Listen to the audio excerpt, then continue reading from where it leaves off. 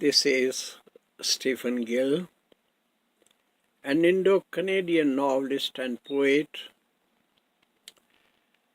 This is the repetition of my presentation on March 14, 2019 at the Cornwall Public Library, where a gathering was held to celebrate the festival of Holi.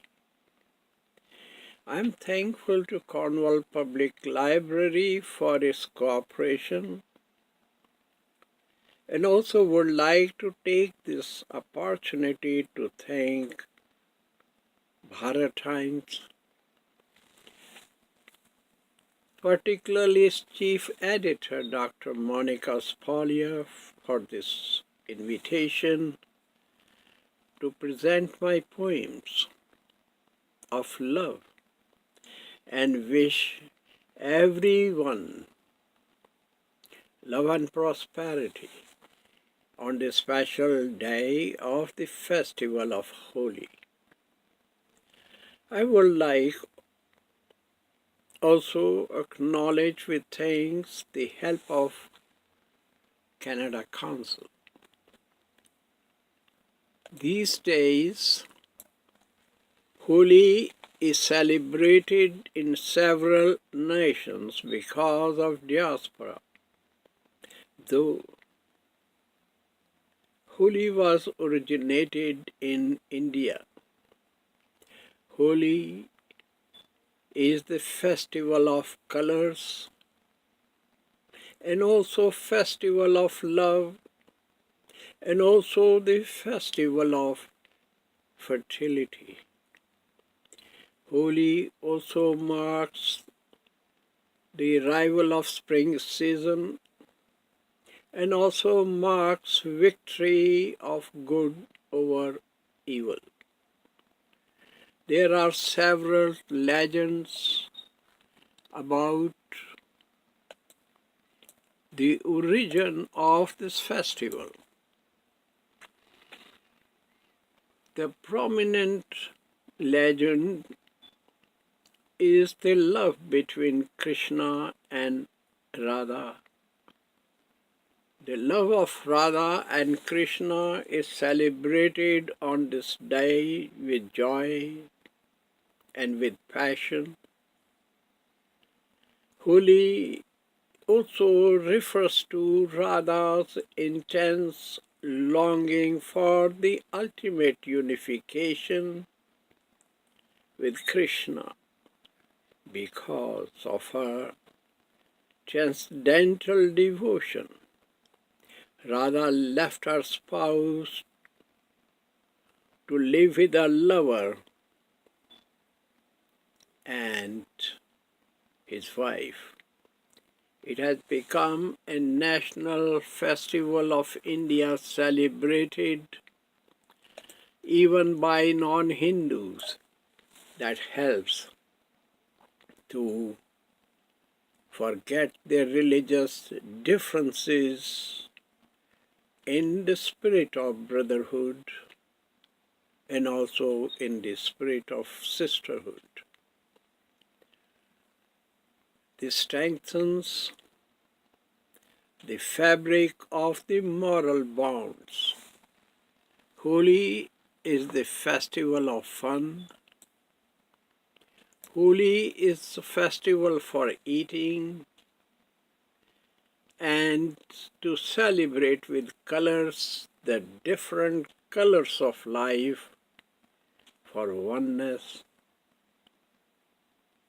and for warmth that strengthens the bond of love and also the bond of joy. To celebrate this bond of love and the bond of joy, I plan to present my 4 sonnets. These poems or sonnets are also in the spirit of Sufism. Most of my poems are about love, and love is just an experience. I'm trying to define this experience with imagination and also with rhythmical beauty. Love has and still being used as the central theme in poetry in the East as well as in the West. My lyrical compositions are in Sufi. My lyrical compositions are in Bhakti, mystic and Christian traditions. The Bhakti movement started in the 7th century AD in the south of India to replace rituals, to replace customs, to replace castes, to replace idolatry with unwavering devotion to the Almighty. The essence of the Bhakti movement, as I understand, the essence was tied up with the Upanishads and the Puranas.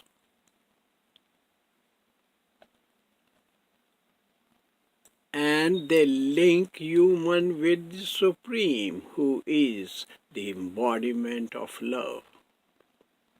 Sufi poets worship God in the houses with no walls and speak the language of kindness that even deaf people can hear. It is not the outside, but the inside of the humility that matters both to Sufi poets as well as the followers of the Bhakti traditions. In other words, the Bhakti and Sufi traditions focus on selfless love in action. This selfless love in action is also the path of the followers of Christ. This kind of love is not fascination. This kind of love is not sentimentality. This kind of love is love in action. In addition to unconditional love, nature is the sacred manuscript of the Sufis. This is also the belief of the followers of the Bhakti movement. Both believe in a both believe in a harmonious relationship with nature because divinity exists in all the elements, including plants and animals. Sufi and the followers of the Bhakti movement discover permanent pattern in the laws of nature that may be called cosmic power. The devotees of Christ also hold respectable views about nature, and that is clear from the fact that Christ came to save not only humans, but he came to save the entire planet, and nature is a part of the planet. Christ praised even ordinary flower. He gives examples upon examples from nature in his sermons. For instance, in chapter 6 of the Gospel of Matthew, he says, "Look at the birds of the air. They neither sow nor reap nor gather into barns, and yet your heavenly Father feeds them. Are you not of more value than they? And which of you, by being anxious, can add a single hour to his span of life? And why are you anxious about clothing? Consider the lilies of the field, how they grow. They neither toil nor spin. Yet I tell you, even Solomon in all his glory was not arrayed like one of these. This is certainly a Sufi thought. For Christians and Sufis, God is the source of wisdom, and wisdom without humanity or wisdom without love is lifeless. This kind of wisdom is death, has no value. For a Sufi, love and devotion are the ways to harmonize with God. Love will find perfection in the Sermon on the Mount of Christ, described in again also in Gospel chapter 5. I will not go over that. That will make it a very long presentation. But about the message of love in Sufi poetry, I feel happy to add that in my poems, love is the single thread that unites human, and the unity of humans is the strength of humans in love. And those who are in love are united with eternity. And eternity is the all-pervading power. And this all-pervading power is present in every flower.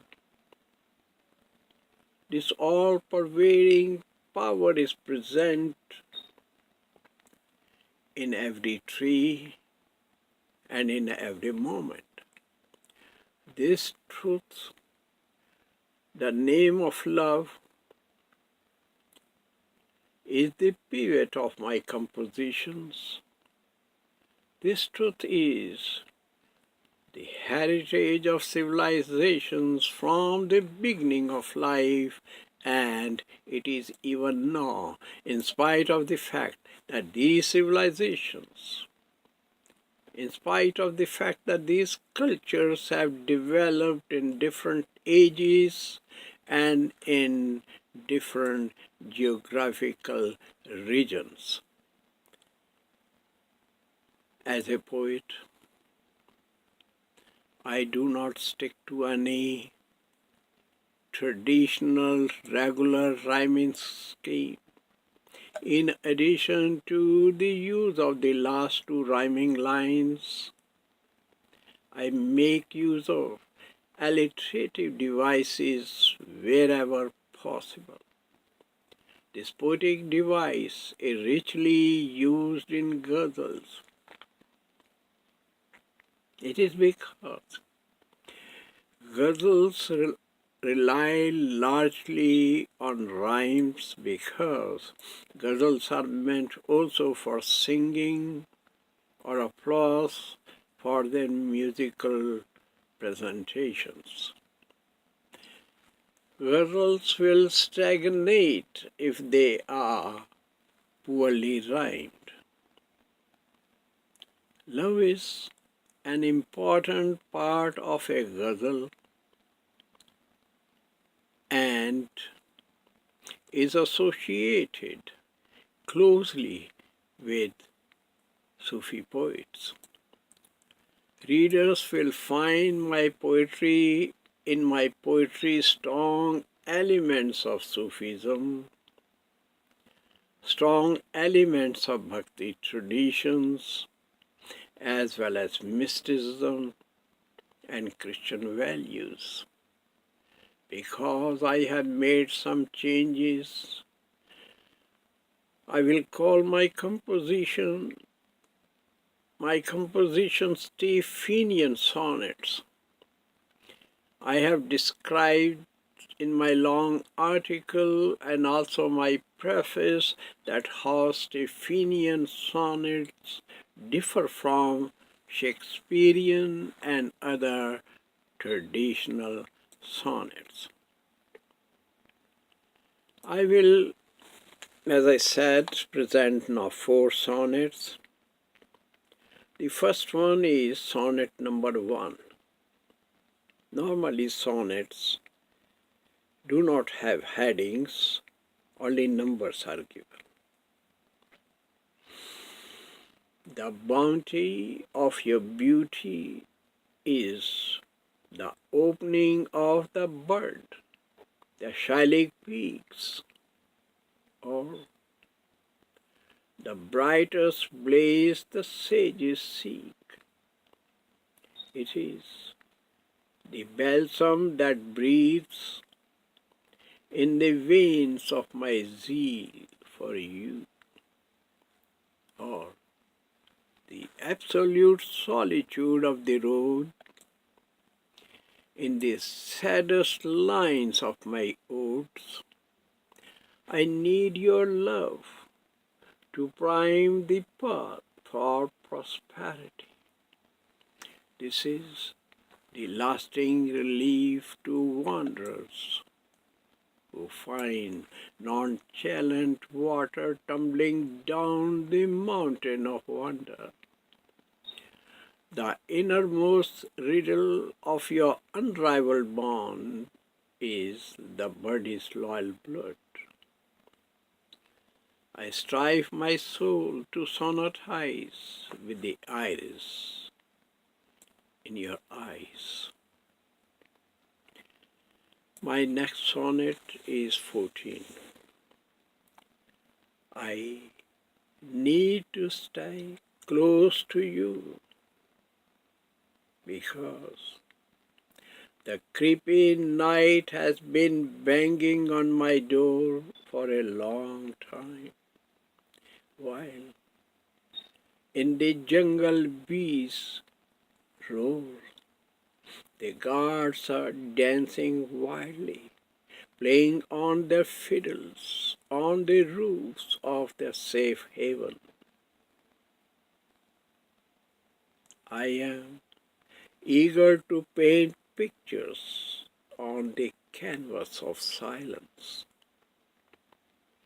The bread is getting harder for lack of heat, and the arrival of Prometheus is unexpected.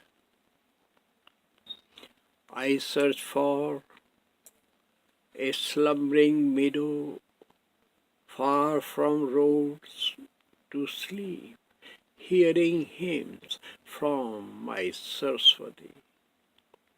You are a divine melody of grace. You are its Veena. You are its praise. Now, my dear, next 23 mentions our local river, Canadian famous river St. Lawrence, and also it refers to famous legend of Mohawk, that is legend of Sky Woman. It has a different versions, so I will not go deeply to that. But this sonnet is imaged on a Mohawk's legend of Sky Woman. You are the flamingo that nestles in the lagoon of my painful melody, where the parcels of my art dwell. When my brush malfunctions due to the hysteria of chaos, the eagle eyes you show, the river of my flames glows, walking upon sidewalk of St. Lawrence, a mohawk filled with faith, I sing the never-ending hope. You are the woman of sky. I wish to sail together to wherever the wind blows. I wait to be nourished with the sap that freely flows from the maple heaven grows. With the water for drink, you unstain the phrases I ink. This is Sonnet 25 and also refers to St. Lawrence River. You are benevolent patron saint of sailors, who protects my sailing rights from the unprovoked sharks of darkness, to rove across horizons with new eyes, away from the rayless resort, a mad poet in discomfort. I aspire to sing the melodious zeal that dances in the canter of your glances. It shall uproot unwanted gifts from overhanging dangerous cliffs and spread sweet serenity sincerely around. Agent of growth and change, my reasonable confidence in you blooms in my girdles which float, humming a seabird, a seaway bird of freedom. I come to St. Lawrence to burn pains. River carries celestial astounding gaze. Thank you, my friend, for listening. And this is Stephen Gill.